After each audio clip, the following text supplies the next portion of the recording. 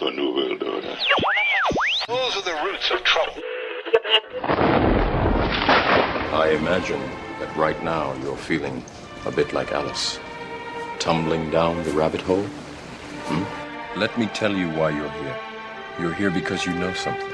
What you know you can't explain, but you feel it. You felt it your entire life. That there's something wrong with the world. You don't know what it is, but it's there, like a splinter in your mind, driving you mad. It is this feeling that has brought you to me. This is your last chance. After this, there is no turning back. You take the blue pill, the story ends. You wake up in your bed and believe whatever you want to. You take the red pill, you stay in Wonderland, and I show you how deep the rabbit hole goes. All I'm offering is the truth, nothing more. For we are opposed around the world by a monolithic and ruthless conspiracy that relies primarily on covert means for expanding its sphere of influence, on infiltration instead of invasion, on subversion instead of elections, on intimidation instead of free choice, on guerrillas by night instead of armies by day.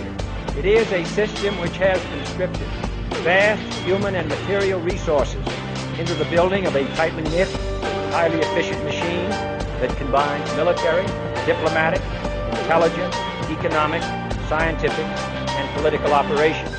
Its preparations are concealed, not published. Its mistakes are buried, not headlined. Its dissenters are silenced, not praised. No expenditure is questioned, no rumor is printed, no secret is revealed. But I am asking your help in the tremendous task of informing and alerting the American people. And now, welcome to another episode of Down the Rabbit Hole. Here's your host from federaljack.com. It's Popeye. Ladies and gentlemen, welcome to another live edition. It is June 10th, 2014. So what am I going to be getting into tonight? Well, as I promised in the advertising for the show for the past hour to 2 hours, I'm going to Woodshed, CNN, and MSNBC. Now, I've taken them to the Woodshed multiple times before, and they're presenters, they're news presenters, as they like to call themselves. I've taken them to the Woodshed plenty of times before. I've even taken their guest, who's going to be going to the Woodshed with them, Mr. Mark Potok, to the Woodshed multiple times before. But it's important to do this because we've had a rash of violence in the past couple weeks. I mean, it's been going on, but the past couple weeks has been just one thing after another. And again, it's guns being blamed. It's all the guns' fault. It's guns. Although half of the violence being perpetrated out there is being done with knives. What do I mean? Oh, I mean all these killings in the name of Slender Man, which I'm going to get into. I'm going to, not too much as an issue itself, but I'm going to cover it to explain a few things. So we need gun control, and that'll curb all the violence, including the stabbings that we've seen happening.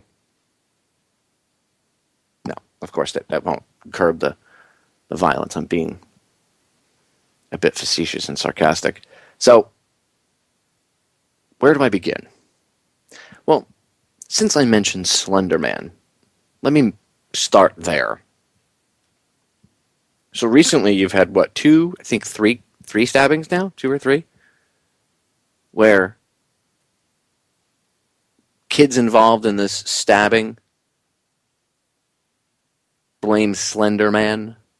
I was inspired by Slender Man, and now all these articles, these people that write about Slender Man are like, oh my God, he's some sort of internet demon. Why do kids follow him? Oh my God, who is this Slender Man? It's a meme. It's a meme. All you have to do is type into your search engine of choice, where did Slender Man come from? It's really not that hard, people. It's not. And I'm not being a dick when I say that, but seriously.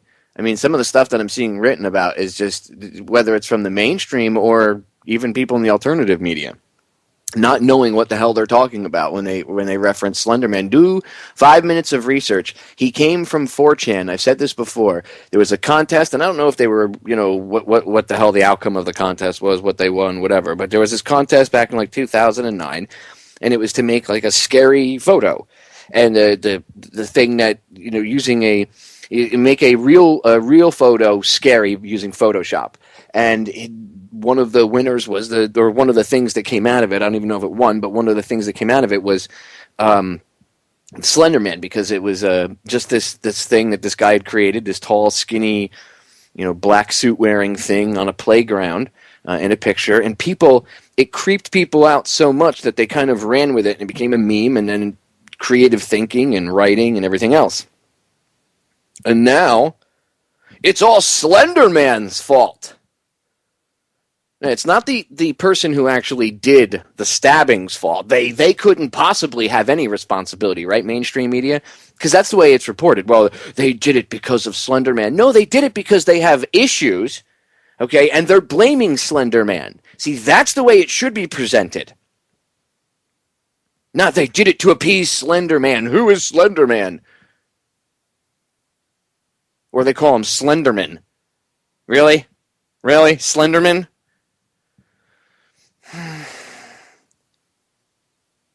It's a meme. What are you going to ban? Creative writing now? Where are the calls for banning Creepypasta, which is one of the websites that, and it's not just Creepypasta, there's tons of other websites, but that's one of the websites where the Slender Man stories exist. So are we going to ban creative writing and creepypasta.org or whatever the hell it is, or .wiki or whatever the frick it is, or .com? We're going to ban that. We're going to ban kids writing about horror stories and horror movies because they're just too violent. Oh, wait a minute. Then that would get into the entertainment industry, right? And then you couldn't make movies that sell bazillions of dollars like Saw or Hostel and stuff like that. But that doesn't put any violent thoughts in people's heads. It's never the movies or the video games. It's never any of that stuff, right? It's got to be the creative writing or the gun. You know what? It's the gun's fault that those girls stabbed people. That's the problem. We need gun control. We need gun control. It just makes perfect sense now. I understand where they're going with this. We need gun control because people got stabbed. Well, no, we don't. You don't see people talking about the stabbings. They talk about it, but they talk about the Slender Man aspect. They don't talk about knife control. I went off on that last week. They don't talk about any of that stuff. They talk about gun control, though, whenever there's a shooting, don't they? They demonize the quote-unquote patriot movement. Oh, God, it gives me a headache to even say that. Anyway, I'll get into that in a second. But here's my point with this whole Slender Man thing. So these kids are supposedly emulating stories or inspired by stories, and they in one case the girl stabbed her mother, in the other case 2 girls stabbed their friend like 19 times. They're like 12 years old, right? I'm sure it's all just Slender Man, though, right? It has nothing to do with the fact that the one girl already had mental issues. Her mother even said, well, she has mental issues, but I never thought she'd try to hurt me. Well, there's your answer. She had mental issues, obviously, okay? But you see, the way they present the story in the news that from a different angle, so you don't pay attention to the fact that although there is a lot of violence, half of the violence that you have heard about in the news in the past 2 weeks has been perpetrated with knives. But you do not hear this push for knife control or anything else. You do, however, hear a push for any time there's a shooting, you hear a push for more gun control. And now, which I'm going to get into, the shooting of these 2 police officers, it's, oh my God, anti-government. If you anything anti-government, you now want to kill cops. And if you equate cops to Nazis, that means you want to kill them. That's what's coming across here. That's the way they're pushing this. Well, that's what we get out of it. We're taking from it that they equate cops to Nazis, and if you think a law enforcement officer is a Nazi, well, then you're a terrorist and you want to kill people. I mean, that's basically the message that the mainstream is trying to put out there. Okay. And a lot of people are going, oh my God, it's a false flag. Is it real? Is it not? You know what? That can be torn apart. You guys can get into that. I'll leave that up to the 1,000 other radio show hosts that are definitely going to cover that subject. I will not cover that. I mean, I will down the road once we get a little more evidence. I'm not going to hop into the fracas. You know, I don't do that. What I like to do is watch how they react to the event. And then that lets me know whether or not it's quote-unquote staged or not staged just by how they react, okay? You can tell sometimes if it's a real event, because especially when the guy had left-leaning views, right? Because they play this faux left-right game. If the guy had supposed left-leaning views, that gets hushed up. You'll notice those stories about shootings or stabbings go under the rug and shh. But if these people happen to have or espouse a view concerning freedom, liberty, or anything else, suddenly they're a right-wing extremist, okay? And now it's to the point where MSNBC has put me in the awkward position of actually defending Alex Jones on air tonight. Yes, okay? That's right. Thank you, MSNBC, okay? Now you're going to get woodshedded, okay? Because, and I called this, remember when he was on Piers Morgan last year? And he said, 1776 will commence if you try to take our guns. And the next day, that night, everybody was like, see, he's a nutbag. He's a reason why people like him shouldn't have guns, blah, blah, blah, blah, blah. Right? Now, like a year later, fast forward, you see him being the poster child for the far right conservative, crazy conspiracy fringe, to the point where MSNBC is in multiple shows mentioning Alex Jones by name and singling him out. And literally, this isn't just hyperbole to defend Jones. They're blaming him. And what they're doing, the reason why I have to defend that, people, were you going to defend Alex? No, Alex is a big boy. He could defend himself. He doesn't need me to stand up for him, okay? And although I disagree with him on many things, okay, and the way he does a lot of stuff, if he's getting attacked as the quote-unquote spear, or the tip of the spear of the liberty movement, or the far-right-wing conservative conspiracy nutbags, then we have to, stand up and we have to help defend him. It's not really defending him, because they're attacking all of us. They're saying if you don't trust the government, or if you think cops act like Nazis now, which they do. I've had active duty police officers on saying that that there's this majority of police officers out there that are acting like idiots and, just following orders. You know what I mean? I've had an active duty cop on multiple times discussing the same thing. Is he a neo-Nazi? Does he want to kill cops? No, he is one. Duh. So that by itself destroys that argument. But that's what they're pushing.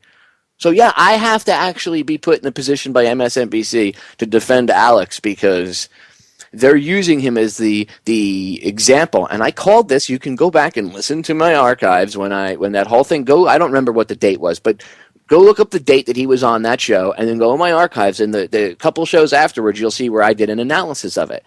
And I said, I think they're going to use this because they think, a year, 2 years, 5 years, 6 years, 10 years, 50 years ahead of us, okay? Like, if you're thinking in terms of days or weeks, they're thinking in terms of years. If you're thinking in terms of a year or 2 years, they're thinking in terms of 10 or 20. If you're thinking in terms of 10 years, they're thinking in terms of 50.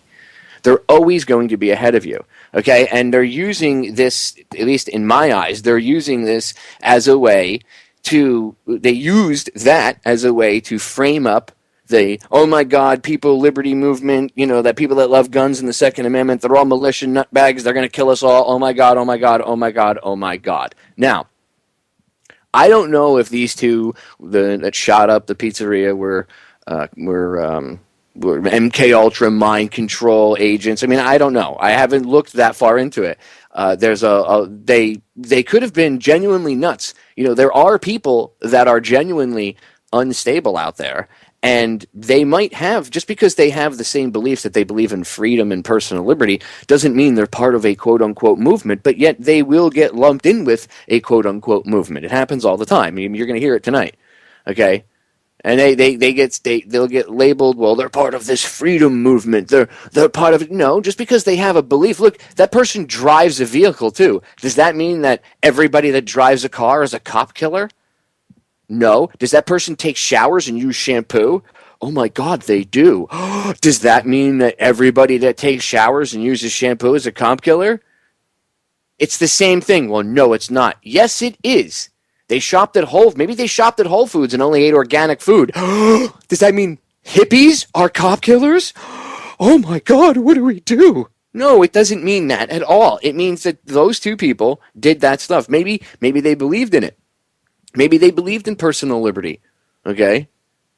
Obviously, they were off their rockers. Okay, they weren't right. They just walked into an establishment and randomly started capping people. Now, I could get into the whole. I'll get dragged into. It'll be a side thing if I did this. I'll have to do another show this week on this about this. But I mean, let's be honest. Maybe if cops, and I'm not blaming those two cops for this because I don't know any about them. But if you want to look at it just as a, not even from a conspiratorial thing or people are crazy thing or rhetoric or anything like that, if you look at it just in the light of there's all these stories you see in the news constantly, and I say the media does this, they're playing the cops and the civilians against each other, right? There's all these stories in the news as of late about cops beating people, shooting people, tasing people, killing people, whatever, all constantly, and they get away with it. Even if this is not staged, if this is actually genuine, you cannot continue to do what they do, meaning cops just with reckless abandon doing whatever they want and getting away with it, and not eventually have somebody snap. You can, it's like an arc, and eventually it's going to reach a crest, and then it's going to go the other way. Okay. I'm not saying that that's where we're at yet. This could be a stage thing. I mean, again, even if it was real, the media could twist the narrative afterwards. That's besides the point. The point is, if put all that aside and just look at the situation of two people walking in and gunning down cops, and if someone says, well, they gunned down somebody else, they gunned down a concealed weapons holder, and it wasn't it was the girlfriend, and what happened was the guy had a concealed weapon, he confronted the one guy with his gun, and he didn't realize that he was with the female, and the female was off to the guy's side and behind him. And she drew her weapon and shot the dude in the ribs when he wasn't looking, and he was focused on the other guy. So he didn't know. Personally, if I was there and I had my weapon, I would have confronted them both from about 15 feet back with my weapon already out. And if either one of them had made a move, I would have put two in each of them. And then as they were laying on the floor, I would have gone back and, if they were still moving, they would have been reaching for their weapons, I'm sure, and I would have finished them off. End of story. Maybe I would have gotten shot. I don't know. But my personal, as soon as I heard the guy got shot, I was like, oh, God, he must have, one of them must have gotten him. And when I read the story, the further I looked into it, it was just what I thought. They said that he didn't realize the female. And that happens. The guy, he thought at least he was there to step in. No other civilians were killed, right? Except for the guy that drew his weapon. But, again, that shows me that they were after specifically the police, right? And they say, this is a revolution.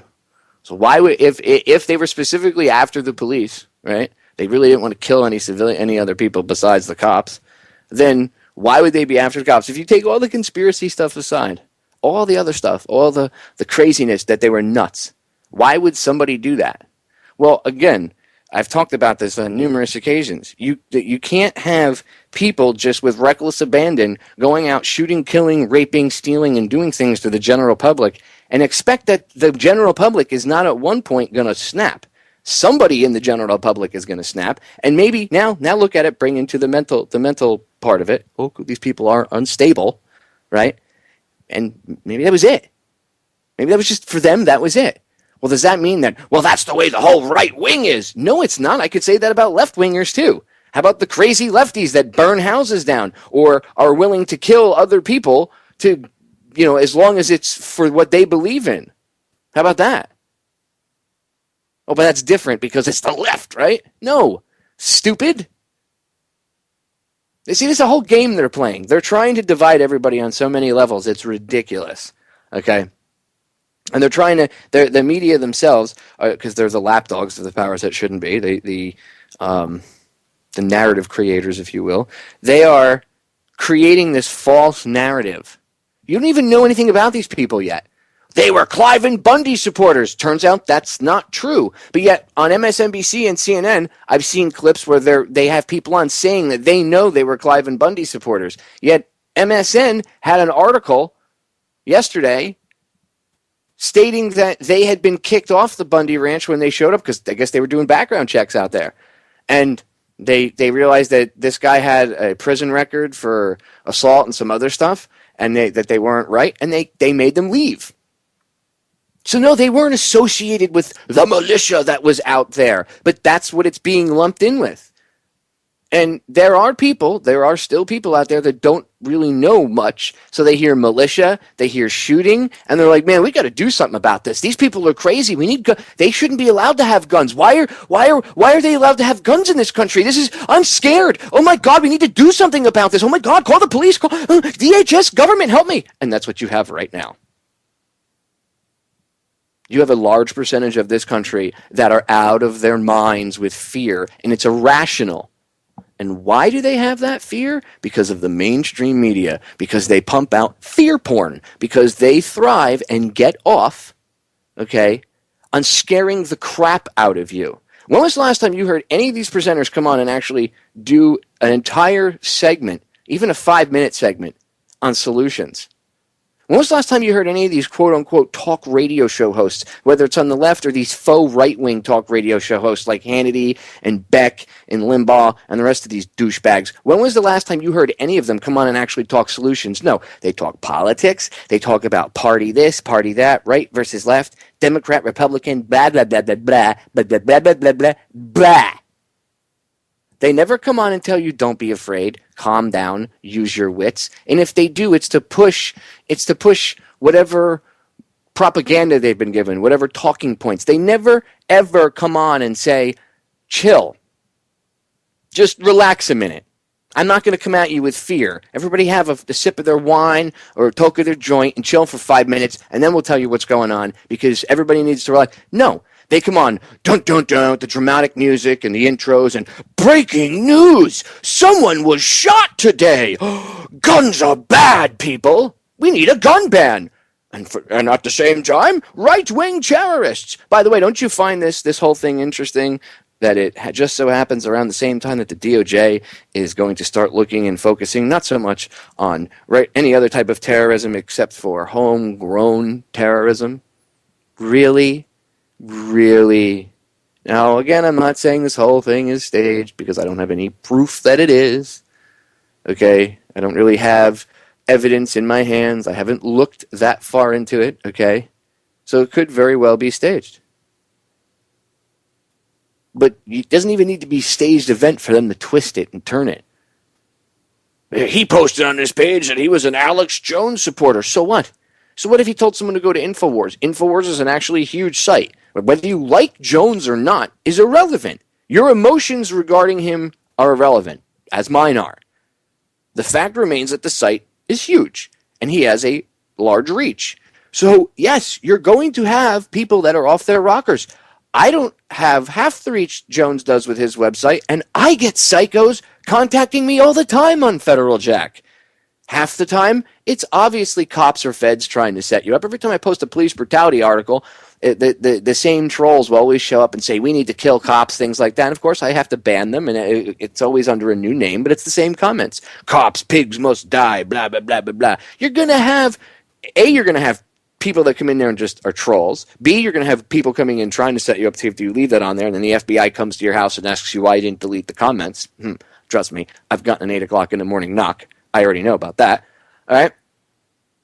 And the other half some are genuinely nuts. Some are genuinely, and maybe they're not nuts, but some are genuinely just so far pissed off and so far beyond their breaking point that they do not care anymore. Okay? So yeah, there are genuine psychos out there. These two could have been genuine psychos. They very well could have been genuine psychos. Okay? The fact that they targeted cops in a pizzeria says to me that they did walk across the street and invite the other cops to, have a shootout. But then eventually the one guy laid on the ground and his wife shot him and then she shot herself. So they really, I don't think they were prepared really for what they ended up taking on. And who knows, maybe that was the mind control. Again, we have to look into that stuff closer. You can't just jump on it the first 30 seconds and start screaming staged event either. Okay, we have to look into it a little further. What you do is you respond to you engage the argument that the mainstream media is making rather than respond to it, and you dissect it, which is what I'm trying to do, and which is what you're going to hear me do tonight. You engage it and you slice it up, so to speak, with your lightsaber or whatever, using logic. You do not respond to their allegations with emotion and vigor and throwing shit and losing your mind. Because you know what? When you do that, you're just reinforcing the meme that they created out of you, okay, or out of us. And in this instance, Jones, dating back to the Piers Morgan incident, that, again, I said this on air, I think that whole thing was a frame-up job. I think the whole thing was done purposely to frame him, not just him, but frame him in the light of he's the leader of this group, or he's one of these outspoken people at the front of this group, right? And then, because they always need a focus point, someone to take the fall. So they, I already went in detail how I think they profiled him and messed with his head and everything else and taunted him. That's why the cops were messing with him. You heard him saying about it, and TSA messed with him at the airport. They profiled him. Okay, CNN was messing with him. They profiled him. They kept him on edge so that he would blow up like that, and it wouldn't seem like it was staged. It would be very real. It would be so passionate because they obviously did a profile on him. And then once it's on video and audio, then they can go back and say, look, now they have their meme. They can take it out of context any way they want and change it. Remember, they're the ones narrating the story. As Napoleon said, it's the winners that write history. And that's what they're trying to do, right in our very faces. They're trying to use him as a meme. And now a year later, you see MSNBC, Jones is the leader of this movement. This violent rhetoric, it needs to stop. But it was okay when it was against Bush, right? It was okay back when Bush was in office, and there were lefties saying we should hang him, right? No one got in trouble for that rhetoric, right? Stay tuned, ladies and gentlemen. When we get back, the sheddings will commence. We are back, ladies and gentlemen. So before I start with the wood sheddings, and we're going to start with MSNBC first. Before I start with the wood sheddings, I just want to make it perfectly clear, okay, so everybody understands, because I forgot to add this in the beginning part there when I was talking about Slender Man. I wouldn't just look at that thing as the problem. Okay, people, a lot of these parents, oh my God, should I be worried about my kid going on these sites? The freaking cops don't even tell the media the truth. They'll say, well, you should be worried about your kid going on any site. What are you, that short-sighted, officer, that you don't bother to tell the media the real problem? It's them. Part of the problem with kids taking guns to schools and shooting and stabbing each other, part of the problem is you people, the media, because you make it freaking cool to do so. See, to a young mind that's still molding, kids don't really grow up until they're in their mid-20s. Even when they're 21, their brains are still somewhat developing. Okay?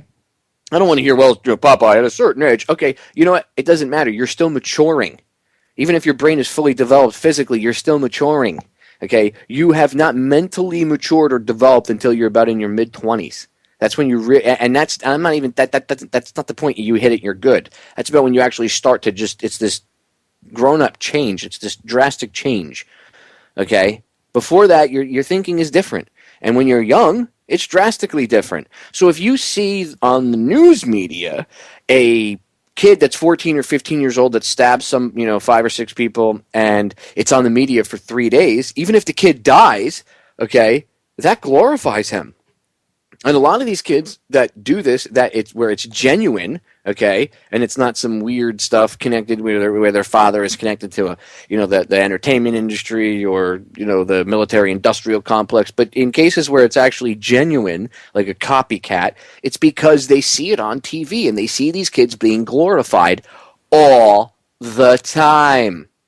Same thing with murderers. Cops know this already. So there's no reason for the police not to say it. Like if someone says, well, Popeye, maybe they don't know. Really? Really? You don't think profilers know this type of thing? You don't think that when they're hunting a serial killer, there's certain things they don't do and there's certain things they do on purpose? Sometimes you see it in the movies where they release certain information almost like they're taunting the serial killer, not taunting him. What's the right word for him? Stroking him. Okay? You know what I mean by that, don't you? Sometimes they hide information to see if copycats come out, which you have. Sometimes and they always do this. If they have a murder, they'll only release a certain amount of information. And there's stuff that they will not release because you'll get people that call in and they'll admit to the murder for whatever reason, and they didn't do it. They might claim that they did it, but they didn't do it. And then they'll ask them certain things, and then when their story doesn't corroborate, it's like, get out of here, you leave, or they hang up on them, or whatever. However, they're conducting the interview with that person at that time. That happens a lot. So to think that that wouldn't happen in the case where you take the 24-hour news cycle now, including the internet and your telephone. I mean, you can get news streamed to your TV, your phone, your tablet, your computer. Pretty soon it'll be right into your freaking brain. You can get 24-hour information streamed to you whenever you want it. Okay, so maybe they don't see the news cycle. Maybe they go on YouTube and they check out the news channel's YouTube channel, or they check out another YouTuber who uploads videos of whatever, but maybe they don't buy into the conspiratorial view of history. They buy into the coincidence view of it, because there's only two. It's one of two options with that one. Okay, I know you don't. I know I don't like to present A or B situations, but in this situation, when you look at history, it's either one of two options. You either believe in coincidence theory or conspiracy theory. Okay, of the version of history. And I'm sorry, but I don't believe that everything just happens to, by happenstance and coincidence, and it just happens to be benefiting these very few people that just happen to be having little private meetings. That's the definition of conspiracy. Okay. Now, do I know what happened, again, with each of these cases, each of these individuals' minds? No. But the mainstream media is highly responsible for this, and they should be held accountable to it, and they're not. They keep glorifying it, and everybody's talking about it, oh my God, blah, blah, blah, blah, blah. But no one's pointing out the blatant fact that they're a huge part of the problem. A huge part of the problem. But nobody talks about that. Nobody's saying that. We need to stop engaging in the logical fallacy-based arguments with these people, pull ourselves back, demolish the argument for what it is, expose it and demolish it for what it is, and then tell them to challenge you with something real, or else they lose the jousting match and you're on to your next opponent. Peace. We cannot engage in these invalid arguments. We cannot engage in this stuff because that's what they want. Okay? You have to point this stuff out like this. And by the way, how about the show, these two shows, I guess one of them got canceled. It was called Cult. But the other one that's pretty popular on Fox is called The Following. They all wear masks and go around randomly stabbing people and shanking people and killing random people out in public for their cult leader. 2 seasons of this. You don't think people, I mean, when I was watching this, I said, wow, this is going to cause stabbings. People are going to emulate this. And then while it was airing, you see more of these stabbings in the news, and you have to wonder, well, if you're looking at it with their logic, right? Could it be? If you're looking at it with a semblance of logic, could it be? Could it be? Could it be? Could there be a correlation, a connection? No, it's just art, Popeye. When you make it cool to go around killing people and you desensitize people to the art of slitting throats, because that's pretty much how they kill like half the people on that show. They just cut their throats. Very graphic. And it's on public access like cable, Fox. Like in your house. You not like a pay channel. I mean, yeah, okay, you might have to, I guess it's part of your cable package, but you know what I mean. It's not like HBO or something. They wouldn't have had this when I was a kid 20 years ago. That would have been too hardcore for TV. And yet they're cutting throats and all this other stuff. You don't think that has an effect on people? You don't think it does? Really? Really? Really? No, I know. It's just art, Popeye. It's just art, Popeye. You're being a dick. I like that show. Yeah, I've watched the show too, and although the plot is interesting, and there's some, I study serial killers, so okay, yeah, sure, it's an interesting show to watch from that aspect, but I also understand what's being pumped into these kids' heads. I understand what's going on. I understand that at a younger level, these kids are mentally, or, they're young, they're kids, and they cannot understand the difference from right and wrong. And when you give them, you're blurring the lines. I mean, all the lines have been blurred as it is, right, with society. And I don't mean barriers to keep us separated. I mean the lines like it's, there's certain things in society that kind of act like the lines on a road that let you know, right side from left side, you stay in the right lane, blah, blah, blah, blah, blah. You have different lanes going one direction, different lanes going in the other direction.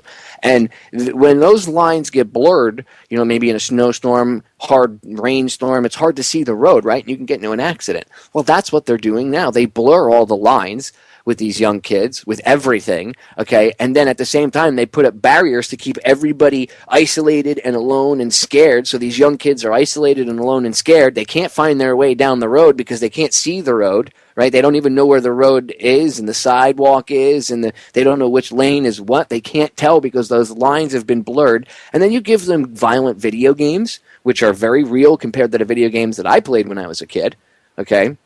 And they will program you subconsciously to a certain level to be desensitized to killing. That's why you find kids that if their parents, didn't teach them proper gun safety and stuff about guns, and I mean, like, explain to them that dead is dead. My father said it to me. My father said to me, I was like 5, 6 years old, probably when I first time I ever saw his guns with my older brother. He sat us down. And he was holding them, and he explained to my brother and I, at a very young age, dead is dead. There is no coming back from dead. You do not touch these ever when I am not around. If you first of all, we wouldn't have stumbled across them in the house because they were hidden. But if we, for however, did, we knew that you shouldn't play with them and that dead is dead and that you never aim a gun at something you don't want to destroy. We learned all the basic rules, and it was repeated to us over and over and over and over and over and over and over again. It was drilled into our heads. It wasn't just said to us once or twice. It was something that was, it was put into our heads multiple times. We understood that dead was dead, okay? We understood that you shouldn't point a gun at your friend's head, but we also didn't have mind-numbing shooting games and stuff like that, and first-person shooters. So that, to a certain extent, has a lot to do with it. The stuff they see on TV, the graphic violence, the desensitizing of the children to not be, oh my God, that's horrible or anything, to just be like, so they slit his throat. I mean, you take that away, it's much easier to push somebody in that direction, okay? It's one less roadblock, okay? It almost starts to degrade their morals to a certain extent. So, there's a large portion of this that has to be, the responsibility that has to be held by the mainstream media and how they do stuff, the things that they put on television. I mean, It's just absolutely unacceptable that you can get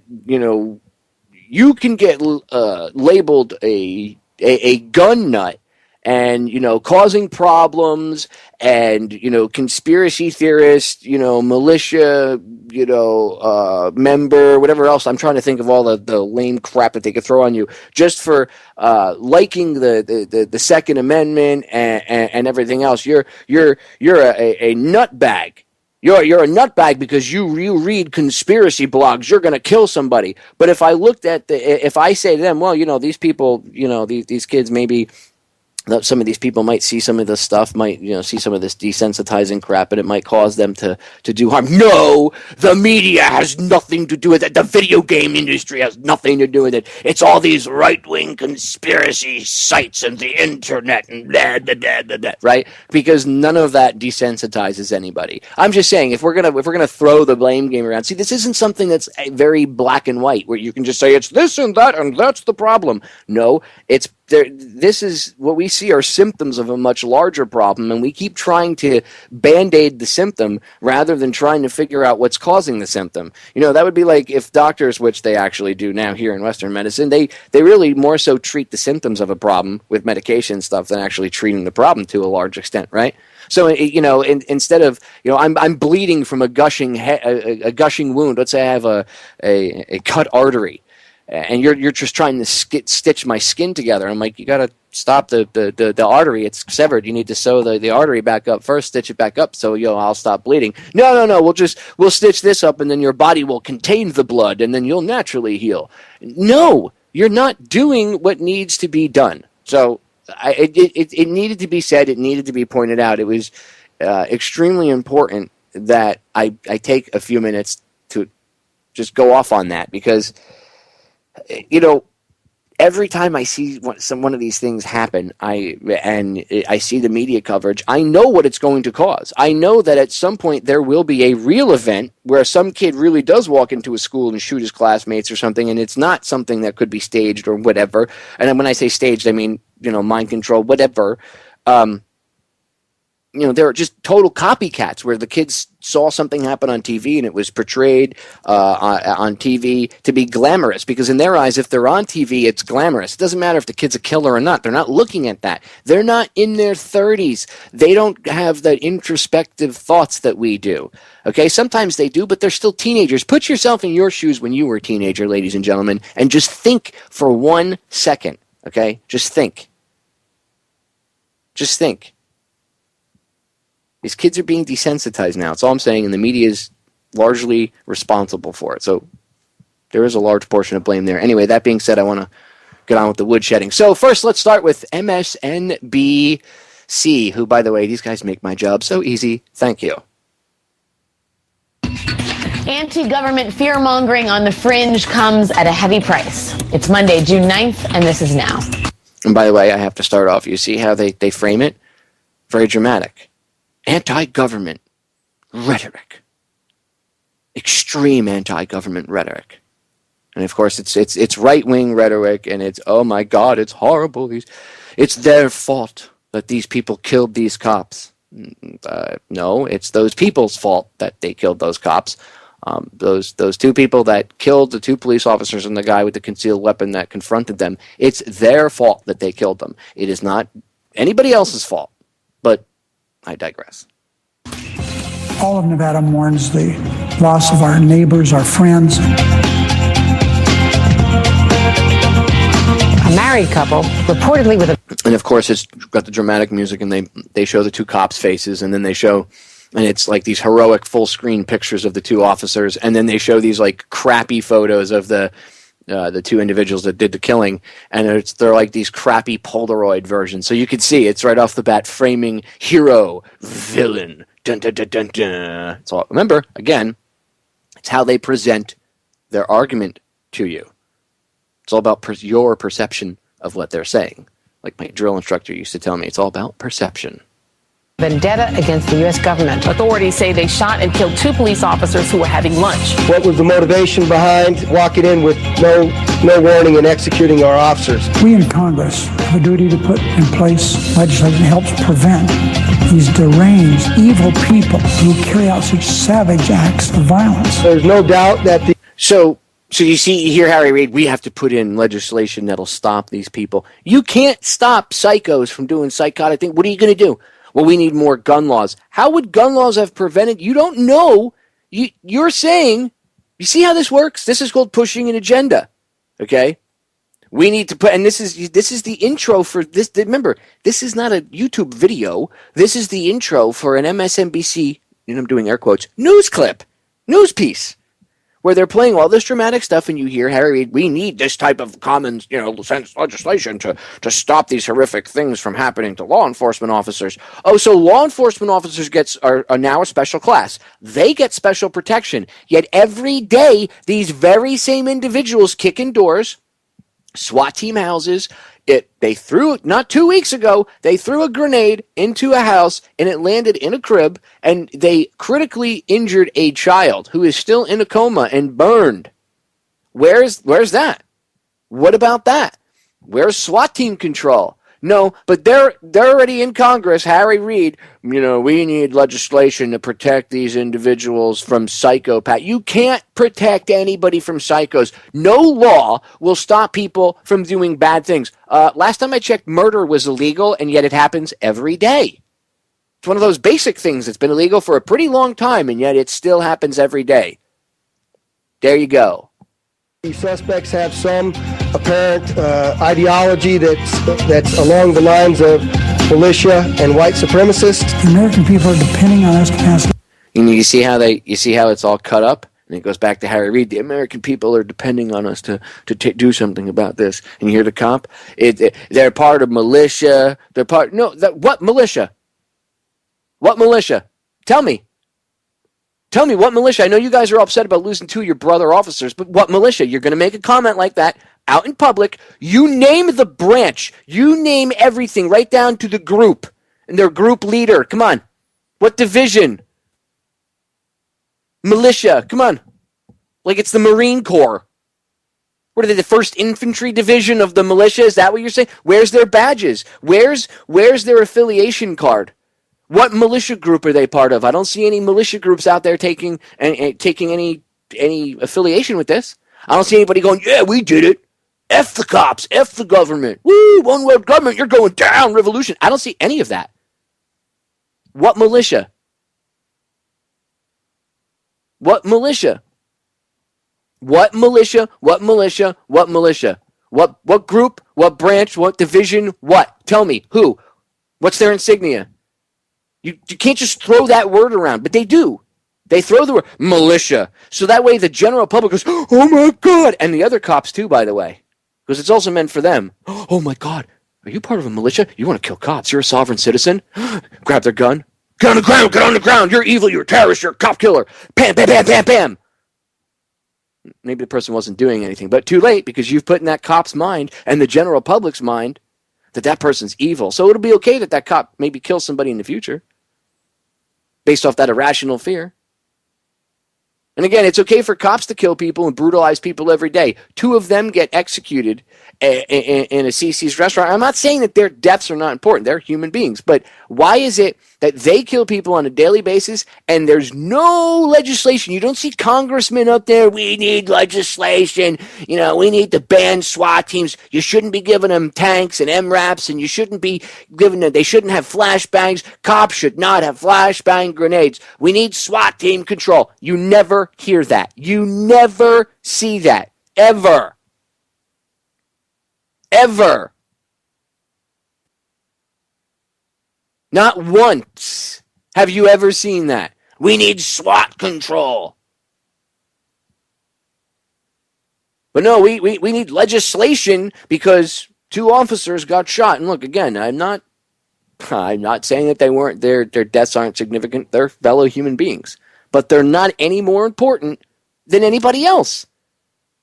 That's the thing. See, you understand? It's setting up to a certain extent that law enforcement is a special society and above it. No, you're not. Sorry, if you wear a badge, I don't care. You're not above everybody else. You're on the same level as me and everyone else. You're not special.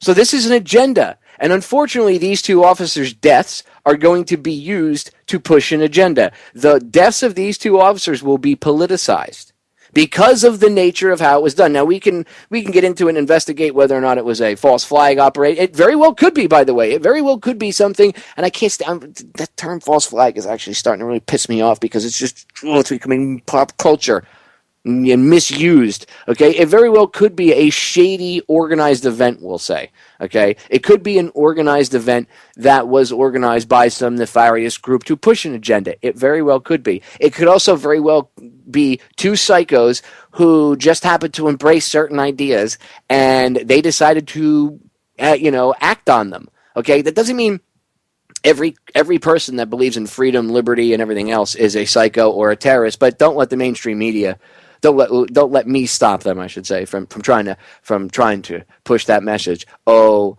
I will try to stop them. In fact, I'm going to eviscerate it. Legislation to prevent gun violence. And you can't, again, legislation will not stop gun violence. What about the fact that the FBI admits more people are killed by fists and hammers each year? Where's the call for hammer control or fist control? If we're going to have gun control, then we need to have hands cut off. Well, that's just insane, Popeye. No, it's not insane. Well, I keep seeing more shootings in the media. Yeah, you see it in the media because that's what they're focusing on. When was the last time you saw them focus on a story where a guy beat his wife to death with his fists, or somebody else was beaten to death with fists or a crowbar or a pipe, or run over with a car, or tossed off a bridge, or whatever? Oh, you don't see that stuff. No, that's rarely talked about because that doesn't push their agenda, right?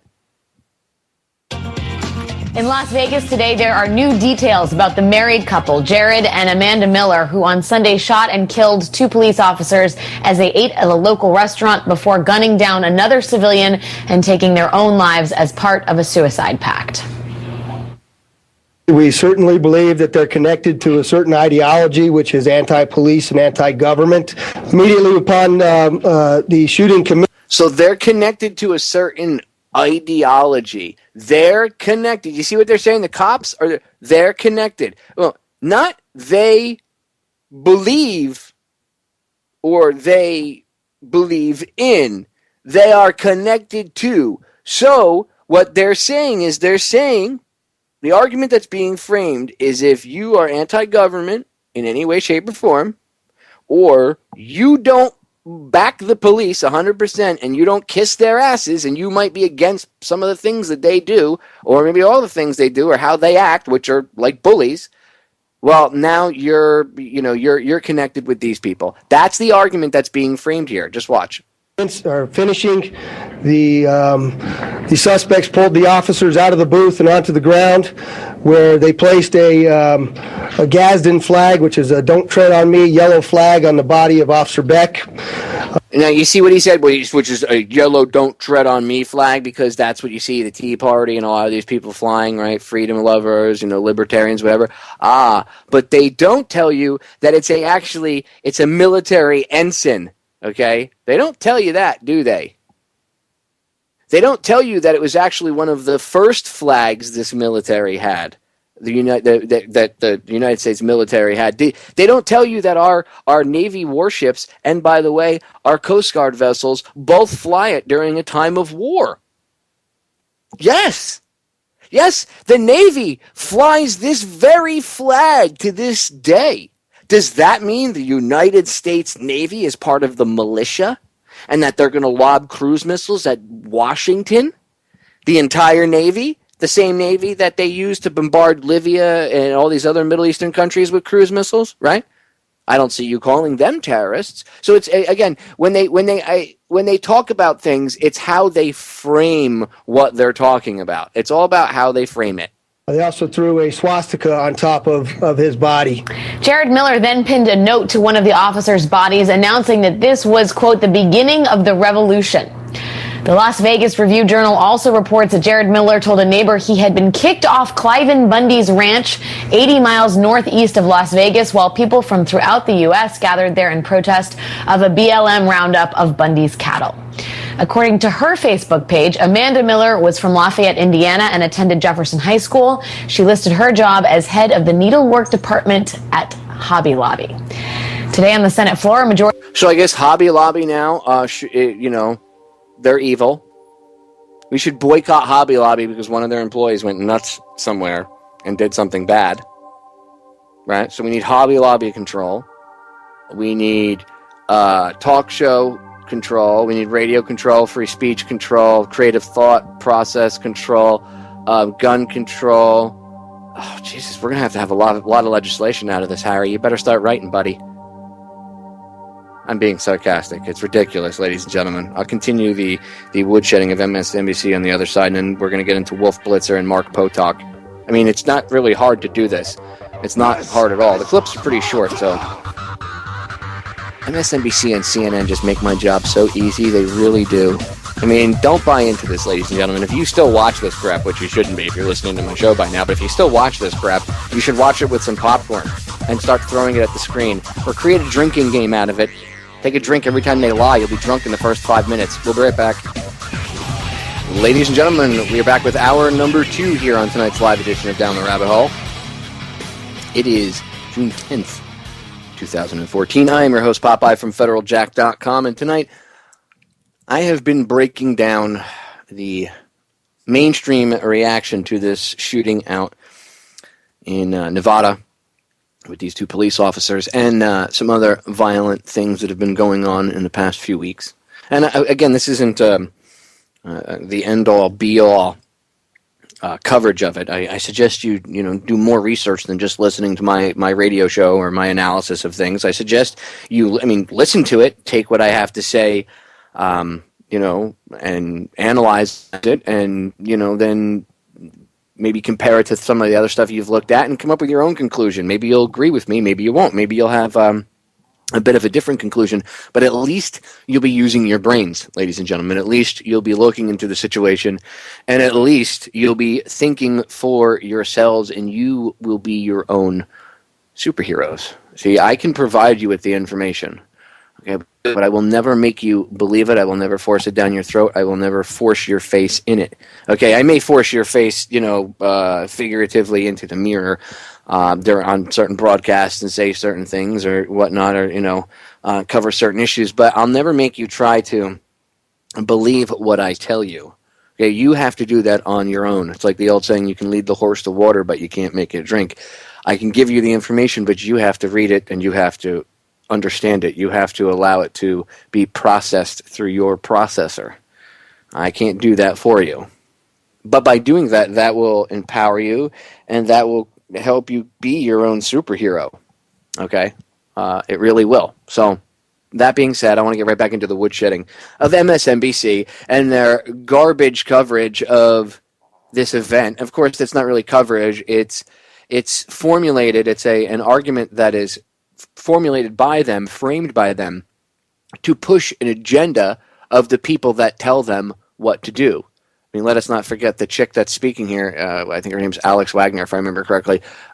Even though she might have a college degree, the common sense department, I think, if you open the door to the common sense shed, it's empty. Okay? So, and they get a lot of these people that easily follow orders and can repeat things. Just because you have a college degree doesn't mean you're intelligent. It just means you were able to repeat what you were told enough that they said, here you go. Well done, trained monkey. And I'm not making fun of everybody that has college degrees. Some of you really worked hard for them. Some of you actually know what you're talking about. But you all know what I mean when I say that it really doesn't prove your intelligence level just because you have a degree or not. So they get the most intellectually devoid presenters on. And of course, they usually have the most, depending on what network it's on. They'll have, like on MSNBC, obviously, they have the most liberal views, or the extreme left views, and then on Fox News they have the most extreme right views that they're willing to espouse anyway. Anyway, back to the woodshedding of MSNBC. Party leader Harry Reid lamented the tragedy in his home state. All the details aren't available, Madam President, but there's no question that these two were murdered in cold blood.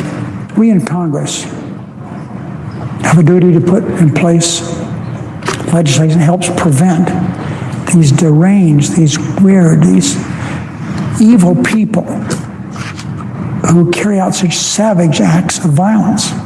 But how random is that? We need to put legislation in place that stops these weird, deranged people. So what do you consider weird, Harry? People that don't live like you and aren't bazillionaires and scumbags and, like a low-level version of Tony Soprano? You're just as bad as he was and just as evil, except you do so with a soft-spoken voice. You hide behind that soft-spoken voice and you're really evil, Harry. But I don't see anybody having any legislation to get Harry Reid arrested for all the things that you could be connected to and all the shady things that you've done over the years. No, I don't see that happening. Or any of your fellow congressmen or women, Congress critters. Ugh. Anyway, how fitting was it that he actually destroyed his own argument in the beginning with this first sentence? We don't have all the facts yet, but it's clear that this was done out of hatred and violence, and they were bad, and we need to pass laws that'll stop these people from doing this stuff. So wait a minute, hold on. You're calling for new laws to be enacted, okay? We need to enact new laws. But you don't even know the facts of the case yet.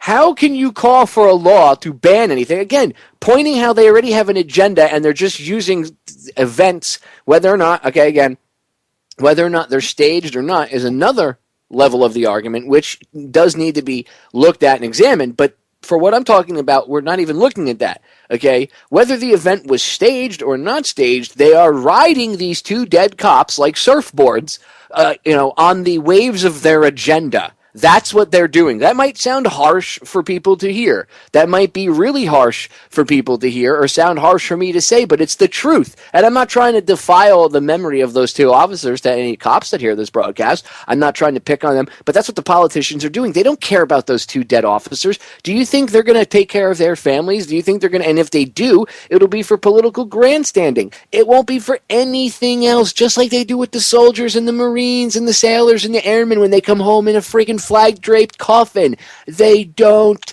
care. They do not care. They are going to use them. And that's what they are doing. They're pushing an agenda. Okay? No legislation will stop this, and you don't know the facts. So how the hell can you call for legislation? Well, it's got to be the guns, right? Because it's the guns' fault that these people were psychos, right? Or maybe we need to ban free speech. That's next. But no, here comes the part where MSNBC makes me defend Alex Jones. On the airwaves today, conspiracy theorist Alex Jones, of whom Jared Miller was allegedly a fan of, Alex Jones fomented even more anti-government paranoia. So you see how they frame the argument? Even if the guy did go to Jones's website, which a lot of times, by the way, in all fairness, he does get, attached to a lot of these events lately in the beginning, right in the beginning, the first day or two, the past 6-7 months, but since that whole thing on CNN, right, is really when I've noticed they've been doing it, and I've talked about this. Jones keeps getting brought up and dragged into this, and they keep saying it's Alex Jones, not so much it's his fault, and they'll say that they're alluding to it being his fault because of how he talks, but at the same time, they're over the course of time, a lot of these things that they say he was connected to, or the people that they did it, were his fans, weren't. So we don't know if that's true. And again, in the next couple of days, maybe it'll play out that the guy was not a fan of Jones. Perhaps he was. Again, he's got a reach where he gets millions of hits a day. You don't think the law of averages, looking at that and looking at how many numbers and people will hear his stuff on YouTube, and people will download the clip from his YouTube channel and re-upload it to 15, 20 other channels. And this happens all over. You don't think someone somewhere that's a little unstable might see something he says? You can't blame him for that. If that's the truth, then anybody that does anything on behalf of the other side, right, the quote-unquote other side, that does, let's say they're an Obama supporter, but they do something horrific. Well, then you have to look at it in the same light. Oh, but you won't. So then if you won't, that means there's an agenda at play. That means that there's an ulterior motive, okay? Yeah. We are in the middle of a globalist revolution against this country right now, and my gut tells me that the cold-blooded, degenerate, evil killing of 2 police officers and a citizen in Las Vegas yesterday is absolutely staged, ladies and gentlemen. Joining me now is the host of MSNBC's The Reid Report, Joy Reid. Joy, this keeps getting stranger and more distressing by the hour. There are 2 pieces here. One seems to be the epidemic of mass violence and mass shootings in public spaces. The other is the zealotry of the far, far right fringe. And Alex Jones. Now, hold on. You see what she says? There's this epidemic of mass shootings and mass violence. The other mass violence would be the stabbings that go on and things. But they won't say stabbings. They say mass violence and mass shootings. See, there's certain key words that are thrown around by the media on purpose. Because the use of these key words, okay, it's almost like it's not almost like, it's programming you. It's certain phrases that some of the stuff is even made up. It's not even real things that they say. I mean, yes, the word mass shooting is, but a lot of this stuff was created. It's almost like media memes, if you will. Okay, it's buzzwords and stuff created by them, and then you see it goes from there's all these mass violence and shootings, and then she goes, what does she say? She labels it with right-wing conspiracy talk, right-wing talk radio, blah blah blah blah blah, right-wing conspiracy theories. Well, hold up. A lot of these people, or if you go back and look at the violence in the past, let's look at it for the past 2 years. A lot of these mass shootings or events where people got stabbed or events. Let's look at actually how many of them were quote-unquote right-wing extremists and how many were perhaps espousing liberal views. And I know at least in one case, one of the guys was an ardent Obama supporter. So what about that? Oh, but you see what they'll do is they'll just label all of them as quote-unquote right-wing problems, right-wing conspiracy people, right-wing violence nutbags. But and the general public, a large portion of it, will not look into it. Anybody that still listens to MSNBC isn't going to go do the research. They're going to take what MSNBC just told them as gospel, and they're going to be like, oh my god, and it's not true at all. See how things can be twisted to manipulate a narrative? Is unbowed. Yeah. And I think that second piece is really important, because here you had a couple who both were drawn to Nevada to support Cliven Bundy, who, as you'll recall, had people around him armed in the vicinity of Bureau of Land Management officials, meaning that there could have been, violence there where you had people pointing guns at federal officials and getting away with it because the BLM decided to back off so as not to foment violence, so as not to escalate the situation. And mixed into that crowd is this guy who gets quoted by local media and who says he was pushed out because he had, wait for it, a criminal record. This is a guy who had a criminal record of DUI, of assault charges going back to Now you see, they just tried to villainize the entire Bundy Ranch thing. Oh my God, they had weapons and they were standing up to the federal government and they didn't get in trouble because the federal government's not God, dummy. Maybe in your mind, that's actually what you believe. And you know what part of the problem is? A lot of these presenters, they believe this stuff. Again, that's why they hire certain people. Okay? And they really believe it. Oh, you can't do that. The federal government is God. The federal government is God. You have to do exactly what they tell you. You had armed people around government officials. Oh my God. They had guns. Well, you people over there in New York City and in Washington are highly, out of touch with the rest of the country. Because I hate to break the news to you, but most of the states in this country have concealed weapons permits. And in fact, I think almost all of them now. And the people, the people that carry the weapons, you don't know who they are. I mean, you're around them all the time at the food store, at the movie theater. What? There's people around me with guns? Yes, it's already happening. They're not just pulling them out and shooting people randomly, are they? Nope, and nope. But again, it's irrational fear and the fact that you two are probably out of touch with things because, see, the media lives and hangs out with the elites, so they live in this little bubble, and that's what they report on. They report on that's why you see, talking heads at networks and anchors, as they like to call themselves, marrying people inside the government. There's this really incestuous relationship between the media and the government. So they live in this own little bubble fantasy world where they're not connected. And that's partially what you see here. Okay, so it's all the right wing. It's all the right wing evil people that talk about conspiracies are against government. 2001, 2002, and yet they had a whole shopping cart full of weapons. They were able to kill 2 police officers who were just having lunch and then move on to a second scene and kill yet another person. It's horrific, but it does point out that law enforcement is in particular danger with this anti-government ideology because the face of authority is wearing a uniform and a badge. And police officers, friends of mine who are law enforcement officers in Florida, they always worry that it's not so much the sort of organized criminal because that they are trained to deal with that. But there are people who are being killed in routine confrontations with civilians who are armed and who you just don't know what they're thinking. Police officers, that's why they consistently oppose the mass proliferation of the kinds of guns that sometimes are more powerful weaponry than they have. First of all, they have MRAPs. Nobody has tanks. They have armored vehicles and they have tanks. And you see the love here? It's all about the cops. It's all about, oh my God, these people, the cops are worried about coming upon somebody that's armed. My cop friends in Florida, maybe your cop friends in Florida are new cops because guess what? People have had guns down here in Florida for a very long time, and the police have never had a problem with them before.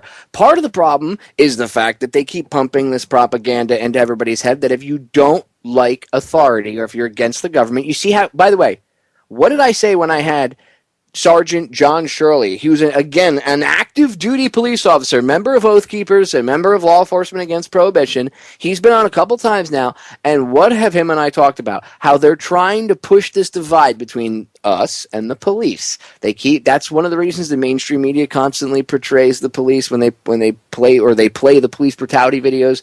And even if they're not portraying the police in a bad light, they still play the video. They know what they're doing. They're playing a game. They're playing a game, ladies and gentlemen. You just heard her frame the argument with this little smirk on her face on MSNBC, if you ever see the video. And she's sitting there, and she's like, if you're against government, the police are the police, there's this war on police. They're in so much danger from these anti-government people. You see what they're doing? Do you see what they're doing? They are framing the argument. They are drawing a line in the sand and forcing you to choose a side.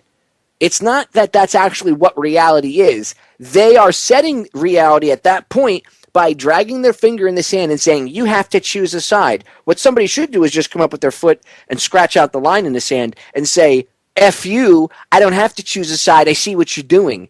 And then explain to everybody how they're playing games and break it down. And that's what I'm doing, because I'm not going to choose a side, and I'm not going to let you choose a side either, because that's not the way to win this. That's what they want. They want side A versus side B.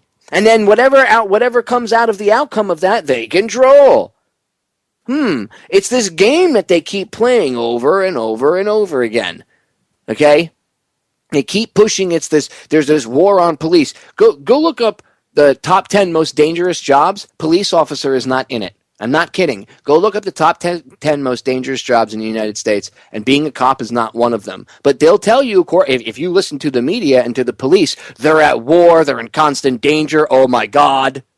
And I think, gun safety is a huge part of this, right? I mean, if they hadn't been armed, they wouldn't have been able to kill these people. At the same time, where is the culpability? Where does the responsibility lie with the Alex Joneses of the world? On Jared Miller's Facebook page in 2013, in February, he wrote, Jared Miller told people to read Alex Jones's website, writing, Infowars.com, get informed or get stupid. Alex Jones today is saying that this is a setup, a staged event, fomenting even more paranoia around this. One has to wonder. I mean, it's sort of beyond the realm of the logical. This, and at what point does anyone get to say to Alex Jones, this is completely irresponsible? Yeah, and so Alex Jones is irresponsible for saying that he thinks that this is a staged event. And you see it's an attack on free speech is what it is. It's an attack on free speech, because although you may not like what Jones does or how he runs his business, and I don't agree with everything he does or says, but you know what? He is an effective platform to, at least to the general populace, to the people. Once they start waking up, yes, they do look to other sources, to the rest of us. But he is kind of like a big blunt sledgehammer to a certain degree, to wake some people up, to pull some people out of their trance-like state. So what you see is him being attacked, and you see him again because of the whole Piers Morgan thing, and they didn't even bring it up, but they don't have to. They've already framed that argument previously, okay, in broadcasts past with other individuals and other networks. Remember, they all have the same talking points. Okay, and of course now Jones is the bad guy for it, and he's taking the fall. Oh my God! At what point do we have to say enough is enough? And you have responsibility in this. He doesn't have any responsibility. Again, I don't agree with everything Alex Jones does. I don't agree with the way he runs his whole business all the time. I don't like the way he acts some of the times. Okay. But that doesn't mean the guy is a violent, malicious scumbag. I have never once on his show, okay, never once have I heard him say you should go out and commit acts of violence. Never has he ever said that. Never. He's not stupid enough to set himself up like that. I mean, he talked about Hal Turner doing that years ago. So no, I may not agree with everything he does, and you may not either. But he's certainly not a terrorist. He's certainly not in a militia group. And he certainly doesn't abdicate violence on his radio show. That's just patently false. So I don't think he has anything to apologize for. Could he have jumped on the conspiracy wagon too quick with, it's a staged event, blah, blah. Maybe. Some people have done that in the alternative media before, but that's not even the argument they're making. They're saying he shouldn't be talking about this at all because it doesn't exist and it's fake and it's just causing crazy people to do really crazy things, and he has to take responsibility because it's all done for money. None of this is real. It's just done for entertainment and money. That's the way. That's what they're presenting, and they're saying that if he has responsibility, the rest of the alternative media has responsibility. You understand, ladies and gentlemen, because they use him again to represent this alternative media as a whole. They try to make us like we're this tiny little nothing thing and we don't even exist, and then he's this head of it. Okay, it's all about demonizing speech. It's about demonizing free thought. That's what it's about. You have to have some responsibility, your words. How about what about Joe Biden? Joe Biden told people you don't need an AR-15, just go get a shotgun. How many of these shootings have taken place where it wasn't an AR-15? It was a shotgun. I don't see anybody holding Joe Biden to task or taking him to task for his words, right? No, but let's take the alternative media to task. Total crappy, logical fallacy-filled, invalid argument, MSNBC.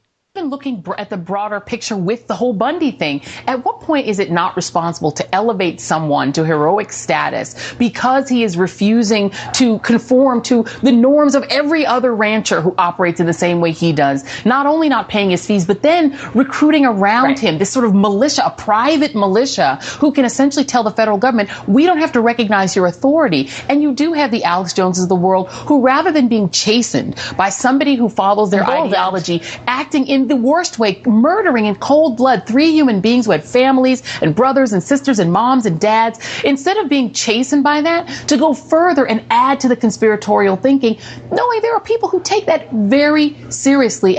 So you see, again, it's Jones's fault. He's evil. It's all Alex Jones's fault. He's such a bad guy. It's absolutely ridiculous. Alex Jones is evil. He's responsible for this guy doing what he did. He's not responsible for this guy at all. Not in any way, shape, or form. How is he responsible? Explain to me. Oh, that's right, because he's not upset. He's not coming on air saying, listeners, you shouldn't be going out and doing acts of violence. He has. He's just saying that, hey, he thinks it's staged, and he's allowed to. It's called freedom of speech. How come I don't see the same anger when it's somebody that is a lefty, and you don't see the same thing being said? Well, when do we stop? Some of these people have done stuff where they were spouting off about climate change and everything else. Go back and look the past 2 years. You'll see that stuff was swept under the rug, though. So if they're spewing ideology of the same ideology you believe in, shh, it has nothing to do with the ideology. If they're spewing the ideology that somebody else might believe, some of the same ideology that somebody else might believe in, but in their own twisted sense, it's the ideology, it's the thinking behind it. It's got nothing to do with the people themselves being nuts, right? Right? And you, again, ladies and gentlemen, just go back in the past 2 years. I'm not even going to finish up with MSNBC because the rest of it is just the same thing. They continue to blame Alex Jones and the right and say that it's his fault. He needs to apologize. He doesn't. Okay? If he needs to apologize, then all of the people that support the troops and the invasions of these countries, they need to apologize too. Why? Well, because you're going on TV and you're pushing an ideology of it's okay, we're spreading democracy, and yet we kill families all the time. We kill people all the time. Fathers, sons, brothers, uncles, wives, daughters, children. It happens all the time. Bombs, rockets, bullets, tanks, whatever. They get killed, right? They're following an ideology. I don't see you saying to the politicians, you are responsible for the deaths of innocent people in Iraq because you kept going on TV and saying evildoers and bad guys and we're justified and 9/11, 9/11, 9/11. And you are, that's what they did. Oh, God, the Arabs are evil. They're subhuman. Invade. And that's the ideology that was taught to the soldiers. right? The dehumanization. I don't see you going after the commanders, the politicians, any of the media heads that push the war. I don't see the same logic being applied. Therefore, that means there's an agenda. I have an issue with that. I'm just saying. Just saying. Anyway, I want to get into the other piece because I know I only have a short amount of time left here before we run out tonight. As always, I have a tendency to blab more than play the clips. But it's important because, like, you don't have to hear the whole clip. You don't have to hear me talking about you don't have to hear me play the whole clip, I should say, to understand a lot of the argument. Sometimes I have to because there might be something at the end that's really important that I want to point out. But you can go watch these. By now, you can go watch most of these clips after I do, even a 5 or 10 minute woodshedding of it, and you could woodshed it yourself. See, I don't want to be the guy that you have to go to all the time for the woodsheddings. I don't want you to have to, I want you to tune in. Don't get me wrong, but I don't want you to depend on me. I want you to be able to woodshed it yourself. Again, we're all on the same page. I don't view myself as above any of you. I don't view myself as better than any of you. I view all of you as the equals. We're on the same playing field. You're not even behind me or in front of me, because that would almost like denote leading or following. No, to me, you're all side by side with me. That's the way it is. And if I can help you understand this stuff, if I can help you see this on your own, if I can help you to the point where you can see this stuff without me holding your hand, and you can go out and do this on your own, then imagine what you could do, because now you don't need me to point it out. And I do want you to still listen to me, tune in if I'm entertaining or you like the sound of my voice or whatever. I mean, cool. We're all a family. I do want you to tune in, but I still want you, like my mother said to me when I was a kid, she taught me a lot of the things that I needed to know by the time I was about 10 years old. I knew how to do laundry, like separating laundry, whites, colors, all that stuff, delicates, non-delicates, all that crap, folding. I didn't like ironing, but she taught me all that stuff. She taught me how to cook. She taught me a lot of different things. She taught me how to sew, like basic sewing and stuff. And the reason she did that was because she said to me, A, I don't want to give you to a woman and make you, make her, totally relying on her and, useless. And B, I don't want you to rely on a woman. I want you to be able to take care of yourself. And, that's kind of the same thinking I have with you guys, ladies and gentlemen. I use my mom's thinking to a certain extent with a lot of things, some of the lessons that she taught me. I don't want you to depend on me. I mean, look, let's all be honest. We're all going to die one day, right? One day, good old Popeye ain't going to be around. And I don't plan on going anywhere anytime soon. Okay? I plan on living to be 90 years old and throwing things at kids and being a crotchety old bastard. Okay, the old guy sitting on the porch throwing things at kids. Get off my lawn. That's I would love to live to be 90. But I'm not going to be here one day. I will be gone. My analysis of things, my thoughts on things, my words, all of that stuff will still be here. Okay? And you guys will be able to listen to the archives even 50, 60 years from now. Whoever will be able to, they're archived, they're out in the internet. So they're out there in cyberspace. And they're all over the world. People download them. So people will be able to hear what I had to say and the knowledge and wisdom that I passed on, even when I'm gone. And we're not all gonna be here, right? So if I'm doing this isn't about me. It's not about being cool or about being a rock star or any of that. I mean, if there's people that do that or get into this for that reason, and there are some that do that, then they're in it for the wrong reasons. I'm not doing that for this reason.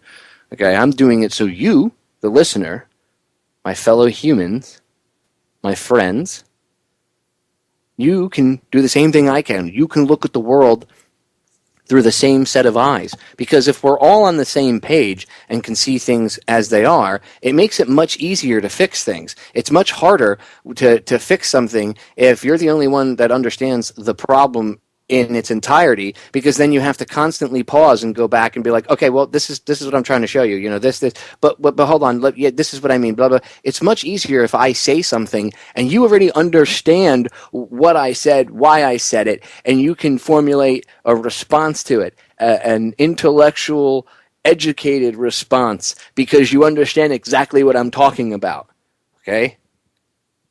It's important because that's how the team works. And we all need to be on the same page. So that's why I do this stuff. It's important for you to all have your Hoffman sunglasses on. It really is. Anyway, let's woodshed CNN and Mark Potok a bit. Now, I'm going to fast forward it about 4 minutes in here because CNN and Potok, they in the beginning it's just it's a report. The first 4 minutes, Potok's not even in it. It's this report from the reporter that CNN sent out there, and it's the same thing. It's they were Clive and Bundy supporters, they were militia, blah blah blah blah blah, and it's pretty much. I mean, if you have time, I don't have enough time. If I had another 20, 30 minutes beyond this. Beyond what I have now, if I had another hour, I would play the thing in its entirety and tear apart the beginning of the clip and point out how it's the same propaganda and there's a lot of the same talking points. I don't have time. You get the picture, okay? Go listen. Go to Mox News, okay? And you can actually get both of the videos from Mox News from his YouTube channel, which is www.no. It's just www.moxnews.com. So www.moxnews.com on YouTube, and if you go to his channel, you'll see that's where he's uploading all the because he constantly gets banned by YouTube too, so he's got to make new channels. But that's where all the news clips are right now. The one I played earlier, which I want you to go watch in its entirety, and you can tear it apart in your head, is titled "MSNBC quotes Alex Jones saying the killing was the killing of Las Vegas cops is absolutely a staged event." So that's the title of that one, and the one I'm going to rip apart now is Potok, and it's Mox has a weird way of titling his videos. Sometimes he titles them with comments that somebody in the video made or something. So he titled this one, "There's nothing about the Jews or white supremacists in here. It's or white supremacist views. It's all about the government." That's something that Potok says. So anyway, now that we're all up to speed, go watch the videos in their entirety over on YouTube when you get a chance. But I want right now to focus on this little section here about the cop killing couple, but Mark Potok's views on it. Mr. Southern Poverty Law Center. This is the same guy. Remember, these are the same people that'll say that the Southern Poverty Law Center will push the idea that of what the ADL pushes, that the guys on the USS Liberty are anti-Semitic because they say that Israel purposely attacked them, and it's been proven that it wasn't done on purpose. It was an accident, but they're conspiracy theorists and blah blah blah blah. Remember, you heard from two survivors from that event, and yet this guy represents the same side of the argument that'll throw at you, you're anti-Semitic if you're against Israel, and you must be a neo-Nazi and everything else. I'm just saying, do they really have any credibility left? No. On to Potok and Wolf Blitzer, who's a major Zionist. So I'm just saying. Just saying. I mean, it's okay to be with one terrorist organization, but not another, right? And yes, you guys are terrorists. Sorry, anybody, all politicians are terrorists, and all of their minions are terrorists. You guys, the definition of terrorism is using fear and or violence, for political means. So that's exactly what you do with the mainstream media, and that's exactly what your lapdog the lapdog mainstream media does, and that's exactly what your masters do. That instruct you little lapdog media a-holes to come on air and spew lies and push fear and violence. You do push violence. You just don't. We need to stop the violence, so we need more cops to end violence. We need more cops with more guns to go after people with guns, so violence will stop. So violence to solve violence, or violence plus violence equals peace? No, I don't think so. That's not how it works, Wolf. Perspective now from Mark Potok of the Southern Poverty Law Center, organization which tracks extremists and hate crimes. What do you make of this couple, Mark? Well, they're quite something. I think that they did, or at least he did, attend or was at the Bundy Ranch standoff, and very much was a part of that movement, the Patriot movement, the movement that thinks the federal government is up to no good, is nefariously plotting to force us into a one-world government, and so on. One thing I don't think they were was white supremacists. The swastika, I think, almost certainly was meant to say, the police are Nazis. When you look at their writings, particularly his writings on Facebook, he is on and on and on about police being fascists, about them being Nazis, and so on. But aside from that, there's certainly nothing about, the Jews or other kinds of white supremacist views. It's all about the government, about wanting to lay down his life for liberty. Just a day before the shooting began, his very last post said words to the effect of, "A new day is dawning. We can only hope that our sacrifices will be worth it." Any indications this is part of... By the way, you see, again, they're framing up. Now, this is a separate news station. This is CNN and Potok, Southern Poverty Law Center. I'm sure he's been interviewed because every time there's a shooting or something, that it's, extremism, he's the first person they go to because he's supposedly an expert. Right, okay. That's part of the problem. But you notice it's the same type of crap that you heard on MSNBC. It's the same talking point that's being pushed. It's the cops are the enemy. These anti-government groups hate cops, and that they view cops as the enemy, and that there's a war on police. It's us versus them. Do you see the point? Do you see what they're pushing at a base level? What I constantly tell you, what they're pushing. It's all about the division. In this case, they're trying to instill not only in the eyes of the general public, but to me, I see this more of a psychological operation. Not the event itself. I mean, the event itself could be, as I said, shady. But the way that they're framing the response to it, it's more of a psychological operation based at the police officers themselves. Why do I say that? Because they're literally putting, because the cops were the victims in this, right? And they're coming out, and cops are heroes, and blah blah blah blah blah. And oh my God, now the poor cops are under fire. You guys are going to be the face of what government is, and that you're going to be under. Now you have to worry about anybody that has a Gadsden flag on their car or is wearing a "Don't Tread on Me" shirt. Oh my God, they could have guns. That's what I see. I see this being used as a psychological weapon to help program the cops that are in uniform now to be further against the general public, to further this divide that I've talked about between the police and the rest of the general public. I won't say police and civilians because they're all civilians. Okay, but you see my point. It's the same talking point that's being pushed by these very same individuals that every time there's an event, they come on with the same basic crap. Come on, ladies and gentlemen, you have to see the pattern. Of a broader group? No, we haven't really seen anything like that. Part of a broader movement, yes, but there's nothing to suggest. So they're not part of a militia group? Oh, but I thought they were militia. Okay, so they're not part of a militia group, so to say. But they maybe think along the lines of somebody who maybe would be in a militia. Is that what you're trying to say? So because they have maybe the same thoughts, they must be militia. But no. They're not part of a much larger group. No, there's not more people to worry about. But it is part of a much larger movement, Wolf. This whole freedom movement is scary. Ooh, guns, Gadsden flag, freedom. If you mention one world government, if you say there's a one world government, you want to go kill cops. That's what they're equating this to. Conspiracy theories about one world government and the Second Amendment being taken away by a tyrannical government equate you want to kill cops. If you say that cops are acting like the Nazis did right now, if you equate cops' behavior with Nazism, you're instantly you want to kill cops.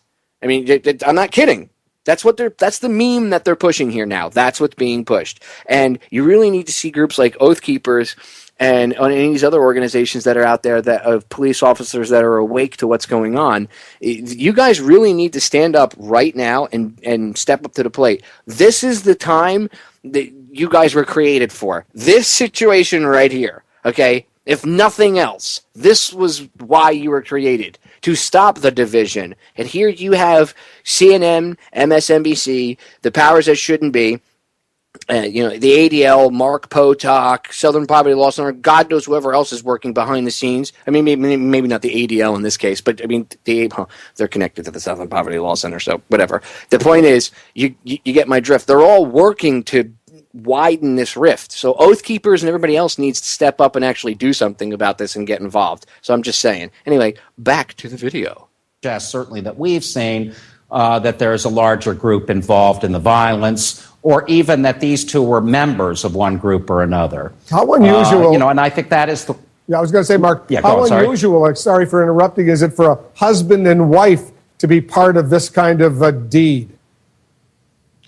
It's fairly unusual, but not unheard of. I remember a husband-wife team that murdered a police officer in Alabama about 10 or 12 years ago who were part of the same movement. I also remember a father and son team, the son being only 16 years old, who murdered... But they're not part of a movement. This isn't...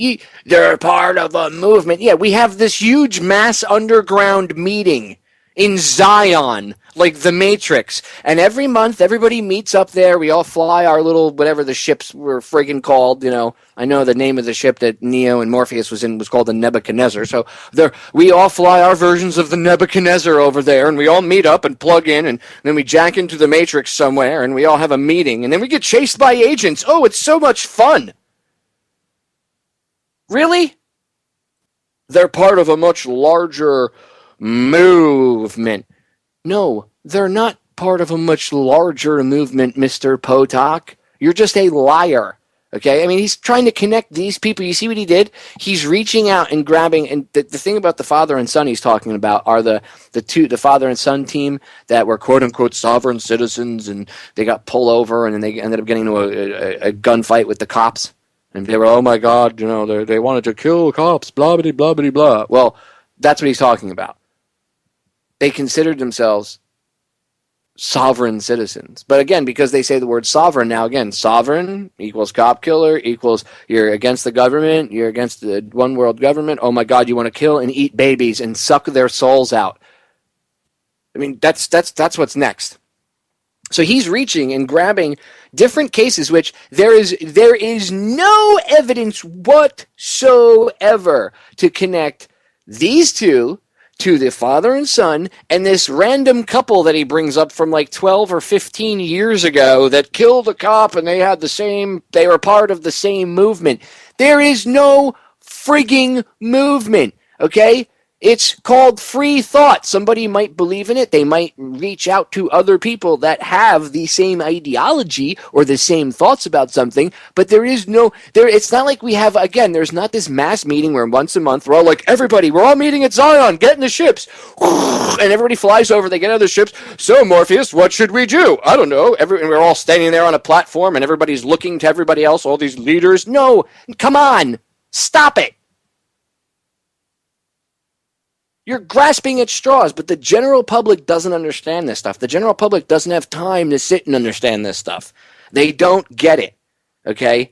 And by the way, the references I was making were to the Matrix. If you don't get it, go back and watch the movies. You'll understand what I'm talking about later, okay? When I said Zion and the Nebuchadnezzar and Morpheus and blah, blah. Anyway, you get my point, okay? We don't have underground meetings. There isn't some larger movement, and we're all like, man, you should go out and kill a cop today. Nobody says that. Okay, maybe there are psychos where 3, 4, 5, maybe even up to 10 of them might be in a room together, and that might get espoused. But I'm willing to bet if there's meetings like that, and they're quote-unquote militia, if there's 10 people in the room, 8 of them are feds. And the best part is half of them don't know the other half are feds, and they're reporting on each other. I mean, come on. This is not an organized thing. There's not some organized movement to kill police officers across this country, but they would have you believe otherwise, wouldn't they? Okay. And again, I'm just saying, perhaps if this is a real event, if this isn't a staged event, as I said earlier, and people would say, well, why would you want to go and just execute cops? What would cause these people to do that? Well, that's a good question. Maybe one of the causes we should look at is perhaps the rampant uptick in police brutality and no accountability. Okay, if this wasn't a stage event and it was real, perhaps that would send some nutbag around the bend. I don't know. I mean, again, this whole thing, there's a lot of shadiness to it, by the way. I'm not saying it's not. There's a lot of weird, shady things going on. I just haven't dived into that end of it because I knew that, my peers would take care of that.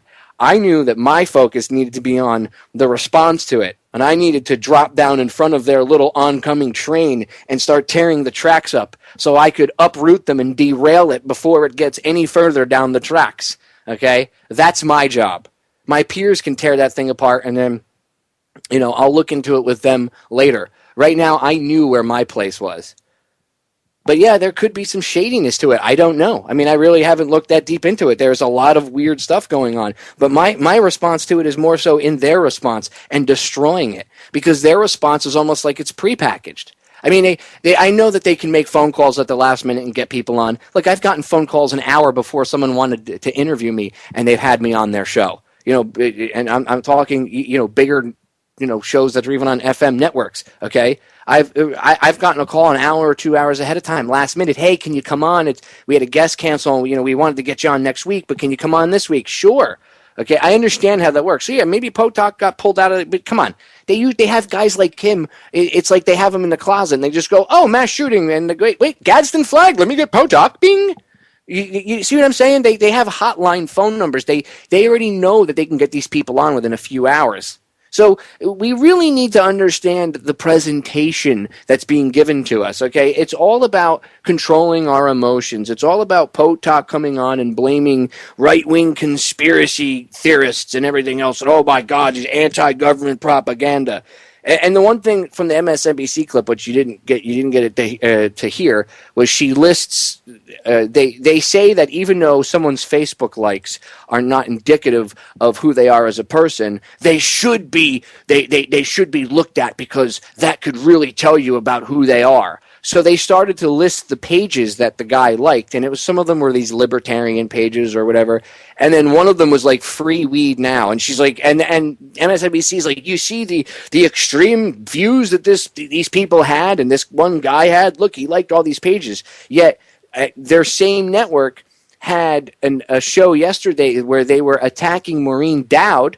One of their shows, they had a clip where they were attacking Maureen Dowd for she went out and she ate edibles, and she's never smoked or whatnot or doesn't, and she ate entirely too much and it had a bad experience. So she wrote this article or whatever attacking the cannabis industry and cannabis itself and blah, blah, blah, blah. So MSNBC took her to their version of the Woodshed yesterday, right? They took her to task a little bit for what she wrote about cannabis and, explained, well, maybe you had a bad trip, blah, blah, blah. The presenter in that piece actually did a decent job. I was actually quite surprised. So that's okay. But the next day, they're trying to frame this guy as an extremist. And one of the things that they use, one of their pieces of evidence, is the fact that he liked a Facebook page for freeing weed.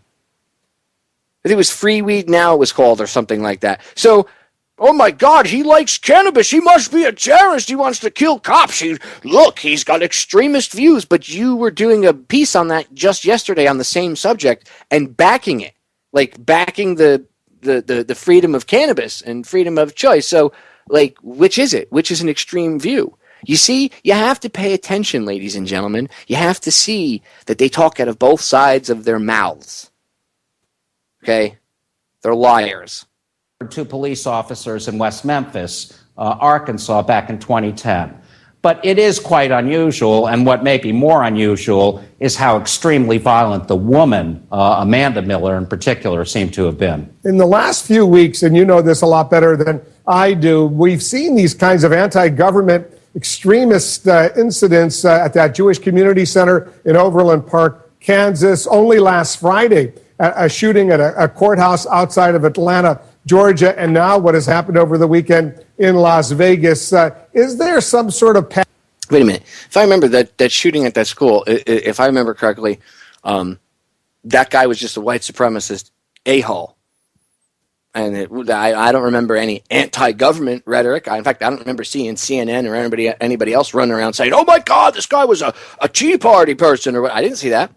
If it's the same one I'm thinking of, that guy was an avowed neo-Nazi. He wasn't against the government. He just didn't like Jewish people. For whatever reason, he attacked the school, whatever the reason was. I know it wasn't anti-government, but no, that's anti-government. There's an uptick in it, so let's add it to it. You see how they take random things and add it, and most people aren't going to do their research. Pattern going on here, or are these just random, isolated events? Well, it's hard to say what is isolated and what is part of a pattern. One thing that I think is pretty clear, Wolf, is that the Bundy standoff in which the BLM and federal law enforcement backed down at the point of weapons was seen as a massive victory by the Patriot movement. I think that very large numbers of people, thousands, perhaps tens of thousands or even more people, saw what happened at the Bundy Ranch as a huge victory against the federal government and perhaps a kind of opening shot in the war that they all wish for and wait for with the government. I think it's entirely possible that the Millers, in fact, saw the Bundy standoff as very important. It might even have been what pushed them over the edge into actually starting to murder people. And there you have it. Mark Potok and CNN have just connected whether or not they actually have any proof. They've just connected. And remember, there's no law that says the media has to tell you the truth. In fact, it's already been ruled by the Supreme Court that they can lie to you and present a lie to you as fact, and it's not illegal. So they come on with no evidence whatsoever, and they say, so you have MSNBC saying that it's Alex Jones and the alternative media to blame, right? Conspiracy theories. And then you have Potok on CNN saying it's connected to the Clive and Bundy Ranch. Even if they were kicked off, it doesn't matter if they were sent away.